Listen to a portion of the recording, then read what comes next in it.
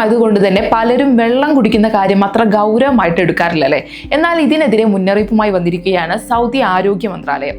വേനൽക്കാലത്ത് മാത്രമല്ല നിർജ്ജലീകരണം ഉണ്ടാവുക. ദാഹം അനുഭവപ്പെടുന്നത് കുറവായതിനാൽ തണുത്ത കാലാവസ്ഥയിലും നിർജ്ജലീകരണം കൂടുതൽ അപകടകരമാകുമെന്ന് മന്ത്രാലയം മുന്നറിയിപ്പ് നൽകുന്നുണ്ട്.